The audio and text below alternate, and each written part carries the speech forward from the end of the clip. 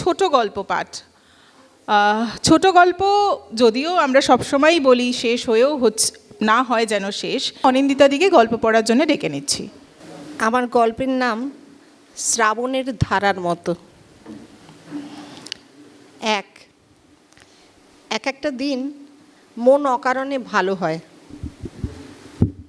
আবার কোনো দিন ঘুম থেকে উঠে সেই যে মন ভার হয় তার কোনো কারণই খুঁজে পাই না।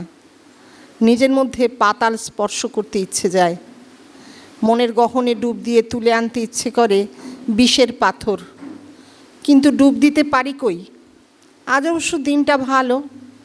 নবারুণ বলেছে মন আর দিন একসঙ্গে ভালো থাকাটা অনেকটা লটারির মতন।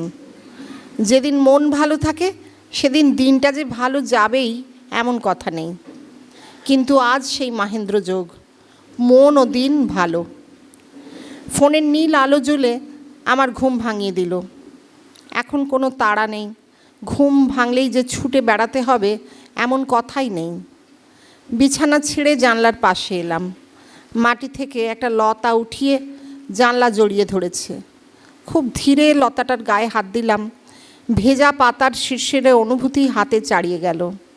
বেশ ঘন সবুজ পাতাগুলো, জংলি লতাই হবে।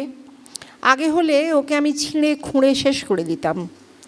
বাইরে তাকাতেই চোখে পড়ল লতাটা একা নেই, ওর চারপাশে শ্রাবণের জলে যথেষ্ট আগাছা বেড়ে উঠেছে। পেয়ারাতলায় যাওয়াই সম্ভব নয়। আমি কি মধুদাকে ডাকবো, বাগান পরিষ্কার করে দেবে? চায়ে চুমুক দিতে দিতে মনে পড়ল এই সকালে আমেদপুরের বাড়িতে আমরা খুব পেয়ারা পারতাম। ভাই বোনে মিলে জলে ভিজে যেমন খুশি খেলতাম। বড়রা বারণ করতো না, কিন্তু কিছু পরেই ডাকাডাকি করে দালানে তুলে নিত। আমরা হাত পা ধুয়ে জামা কাপড় ছেড়ে গরম চায়ে চুমুক দিতাম। সেই চুমুকের সঙ্গে আজকের চায়ে চুমুক মিলে কোথাও যেন একটা সূত্র তৈরি হচ্ছে।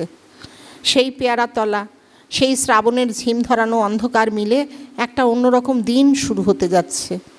চট করে দরজা খুলে বাইরে এলাম। বৃষ্টির কোনো ছাঁট নেই, সোজা ঝরঝর করে পড়েই চলেছে। দরজা পেরিয়ে ছোট্ট চাতাল ছেড়ে যখন মাটিতে নামলাম, মনে হলো দিনটা এমন করে আমাকে ছোঁয়ার অপেক্ষায় ছিল। লম্বা লম্বা ঘাস হয়েছে, মাঝে লেবু গাছটা বড় বড় পাতা ছড়িয়েছে। লেবু আছে পাতার আড়ালে। দক্ষিণ কোণে বকুল গাছটা খুশিতে ঝকমক করছে, ওর গায়ে জুঁই। পেয়ারাতলায় গিয়ে দেখি গাছের ডালে বারবেট পাখির জোড়া দুটো বাচ্চাগুলোকে নিয়ে ব্যস্ত, মুখে খাবার তুলে দিচ্ছে। ওরা দুটো পেয়ারা বেছে নিয়েছে, সেগুলোই ঠুকরে খাচ্ছে। কখনো পাতা থেকে পোকামাকড় তুলছে। 4টে বাচ্চা নিয়ে জমজমাট সংসার, ওদের ভিজলেও কিচ্ছু এসে যাচ্ছে না। পাশের দুটো ডাল পরে একটা বড় পেয়ারা কাঠবেড়ালির দখলে। ও কি আমাকে চেনে? এর আগে ওকে দেখেছি কি, কিন্তু আজকের মতন স্পষ্ট করে দেখিনি। লেজ তুলে ও দৌড়ে দৌড়ে ডালে ডালে ঘুরছে, কিন্তু পাখি পরিবারকে একটুও বিরক্ত করছে না। মাঝে মাঝে আমার দিকে হাঁ করে দেখছে। ও কি খুব অবাক হয়েছে আমাকে দেখে? খুব ভালো লাগছে আমার। একটা পেয়ারা গাছ বড় হলে কতজনের আশ্রয় হয়। হঠাৎ মনে হলো কে যেন ডাকছে আমায়। মধুদা হয়তো। হ্যাঁ, পেয়ারাতলায় অনেকটা সময় দাঁড়িয়ে আছি, ভিজে ঢোল হয়ে গেছি। ইস, আমার যদি পাখির মতন পালক থাকতো। ঘরে না ঢুকে বাথরুমে গেলাম। বেশ করে স্নান সেরে ঝরঝরে হয়ে নিলাম। তারপর খোলা জানলার সামনে জলখাবার নিয়ে বসলাম। আমি জানি সকলের কৌতূহল হচ্ছে কি জলখাবার, এটা স্বাভাবিক। নবারুণ বলেছিল জলখাবার সাধাসিধে না জমকালো এতে কিচ্ছু যায় আসে না, আসল হলো তাড়িয়ে তাড়িয়ে খাওয়া। আমি তাড়িয়ে তাড়িয়ে চিঁড়ে ভাজা 2টো কলা খাচ্ছি। সুইগি বা জোম্যাটো করে পিৎজা বা বার্গার অনেক খেয়েছি, জিভে মোটার স্বর পড়ে গেছে। এখনও ইচ্ছে হলে খেতে পারি, কিন্তু নবারুণ বলেছে দেখবি ইচ্ছেটাই আর করবে না। খেতে খেতে বৃষ্টি দেখছি। হঠাৎ কেমন মনের মধ্যে গুলিয়ে উঠল, আচ্ছা ওই সুইগির প্রতাপ বলে ছেলেটি, ও কেমন আছে? ও আছে তো। প্রতাপ বাচ্চা ছেলে, একটা বাইকে করে ঝড়ের গতিতে খাবার ডেলিভারি করতো। প্রায় রোজ ওই আসতো খাবার নিয়ে।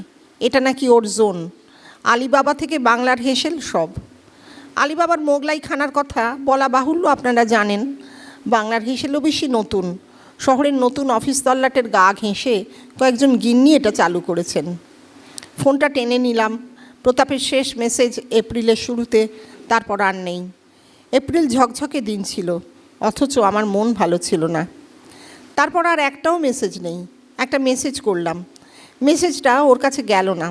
কি মনে হলো নম্বরটায় কল করলাম, দিস নাম্বার ডাজন্ট এক্সিস্ট। তলিয়ে যাচ্ছি। কি হলো প্রতাপের? তাড়াতাড়ি সুইগির অ্যাপ খুললাম, বাংলার হেঁসেলে অর্ডার দিয়ে দেখব।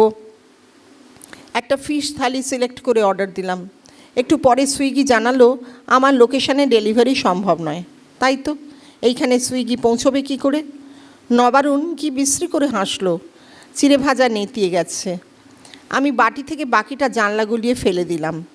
পোকায় খাক। বাগানে ব্যাঙ ডাকে সন্ধ্যের পর। হঠাৎ আমি এমন প্রকৃতিপ্রেমী হয়ে উঠছি কেন? নিজেরই অবাক লাগছে। নবারুণ বলেছিল নিজের সঙ্গে কেউ থাকতে পারে না, প্রকৃতির সঙ্গে পারে।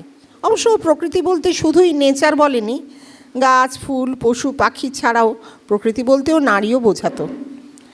দিন গড়িয়ে যাচ্ছে দেখে দুটো সেদ্ধ ভাত বসিয়ে দিলাম। খিচুড়ি আমার একদম ভালো লাগে না। এই বর্ষায় সবজিও তেমন নেই। একটা রাঙালু আর একটা পটল ভাতে ফেলে দিলাম।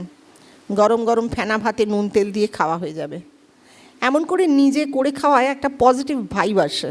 ইউটিউবে দেখেছি, হ্যাপি হরমোনস ক্রিয়েট করে। ভাত বসিয়ে ঘর গুছোতে শুরু করলাম। এই তো ছিঁড়ির ঘর, বাইরে অতঃপর। বুকের মধ্যে দারুণ বৃষ্টি ঝরছে হঠাৎ। ভাতের গন্ধ ঘরে ছড়িয়ে পড়ছে। বেশ শুদ্ধ লাগছে নিজেকে। এত জলে শুদ্ধ লাগে আমার। গরম ভাত মুখে তুলতেই নবারুণের কথা মনে পড়ল। এমন শয়তান বলেছিল ওই শুকনো মুরগির ঠ্যাং দিয়ে 4টে করকরে হলদে ভাত খেতে খারাপ লাগে না? কাঁচা পেঁয়াজের পচা গন্ধের টিকা দায় হয়।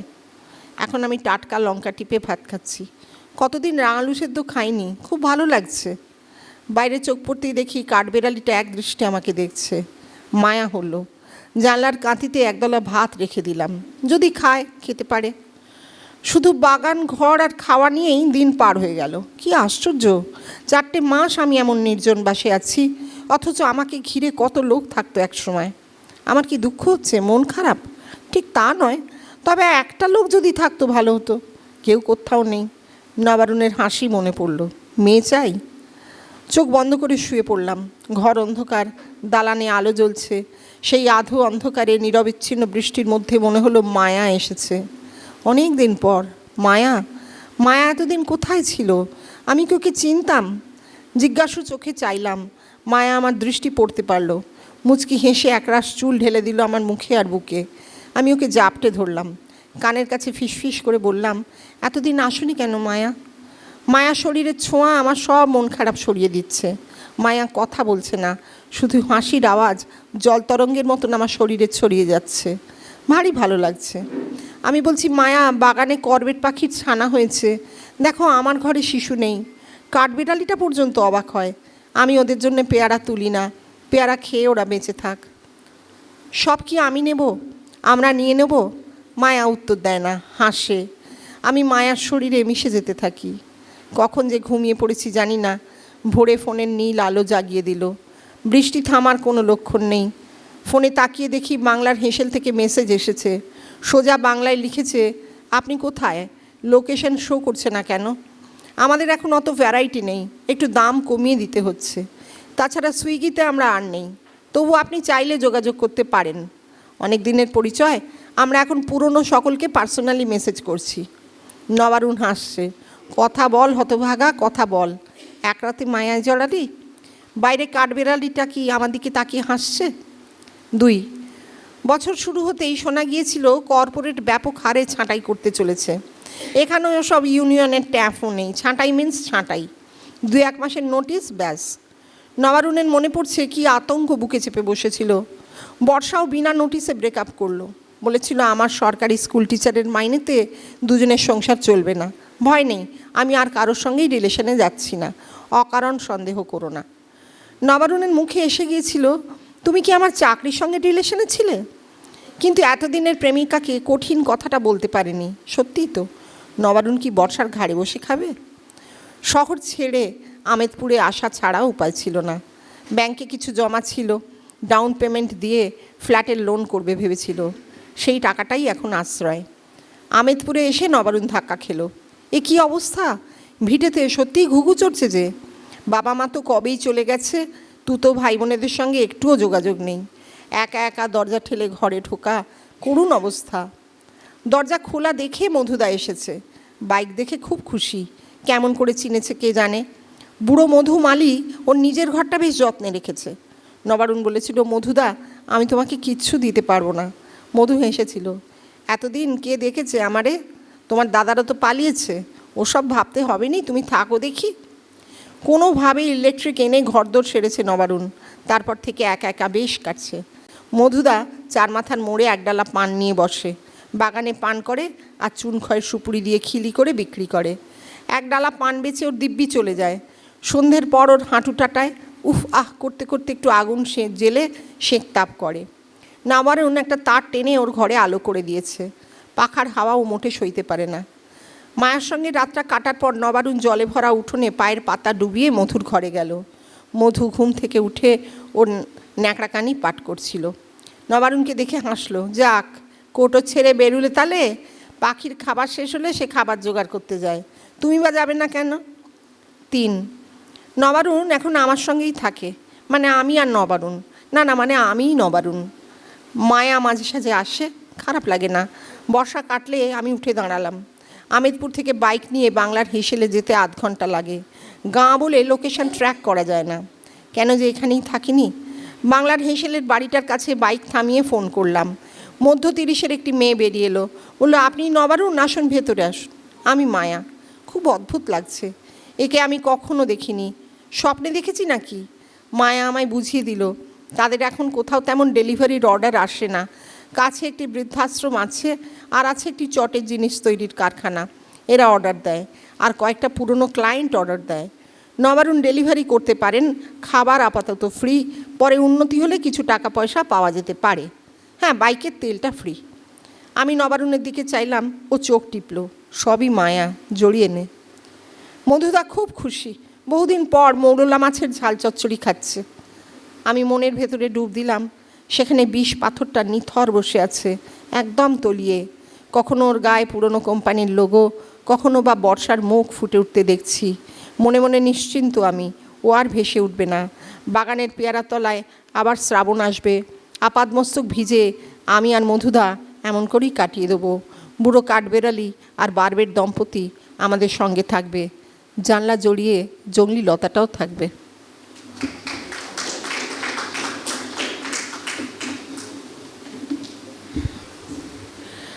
আমরা অনিন্দিতাদির গল্প শুনলাম, অনিন্দিতা মণ্ডল।